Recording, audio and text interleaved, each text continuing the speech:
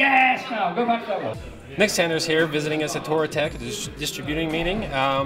He just gave a fantastic presentation. So you see, these were very famous pop stars in 1981. A few little laughs, everybody ended up enjoying them 100%. Yes, there we are. Then I grew my hair like that, and I thought I looked fantastic, and nobody ever said anything different. You know, if you look like a complete prick, why doesn't someone say something like, you know, like a prick? Next one, please, Martin. Thank you. Not that one, we've done the larder car.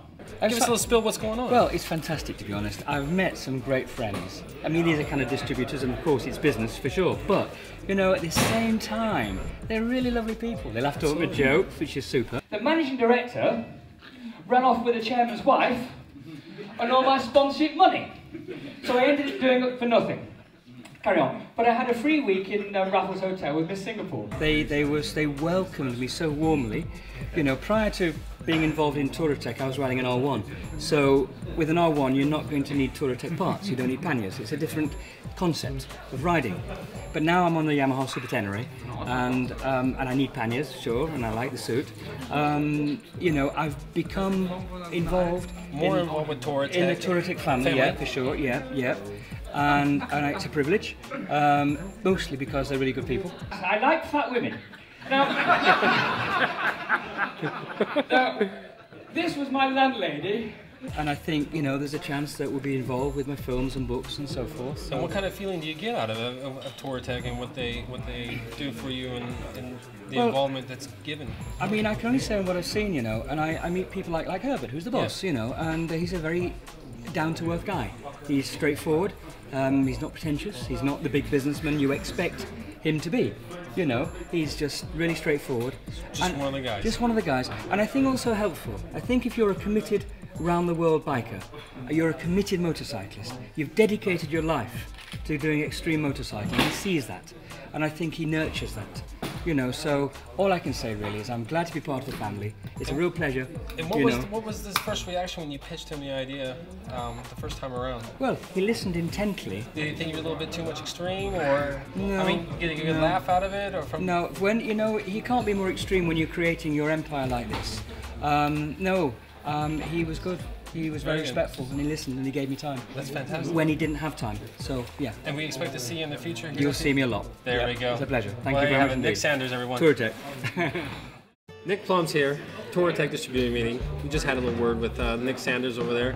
What do you think about that? Kind of R1, seriously. I think he's complete and utter mad. He's off his head, isn't he? Yeah, I must admit, we've got a lot of guys who have been around the world and done all kinds of things. But he's definitely done it. It has to be said that you know, Nick is just a little bit crazier than the majority of the other people.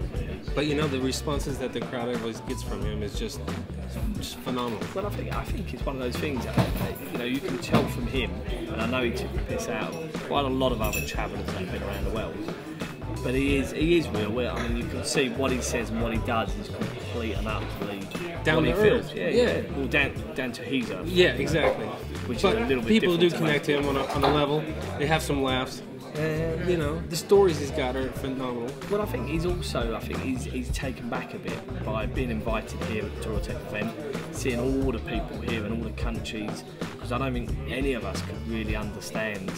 You know, we've been to lots of different countries and seen different cultures, but one, he's world, but two, he's been to every single one of those worlds. You know, everyone that's here, you know, he's been to probably near enough all of their countries. So, more than enough times. Yeah. So I think you've got to take your hat off to that, and maybe that does make you go mad. I don't know. Do you expect to see him in Touratech UK?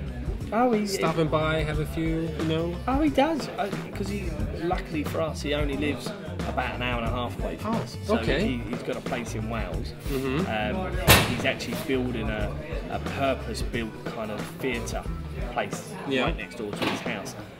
So hopefully, you know, Touratech UK and us, hopefully we're going to kind of, you know, connect a bit more and, you know, kind of help each other to get more people into this kind of stuff. Involved in the Touratech world and the travelling and everything. So yeah. Well, I think we're lucky because the whole Yamaha. I mean, you know, even if you talk to him now, R1 is still his passion. Absolutely. He just mentioned earlier that the new 2012 is coming out. He's got his eyes on excited. it. You know, whereas for us, you know, we're looking at the Tenere and thinking, if I had to choose and do what he's doing, I'd definitely choose the Tenere. But as you can see, he's complete and utter mad, so I can see why he'd like an R1 or a C90 or something like that. We look for some good things in the future for sure with Nick and at your place and then Wells. And I was going to say, let's hope that Nick, you know, do really well together. So absolutely. Watch his space.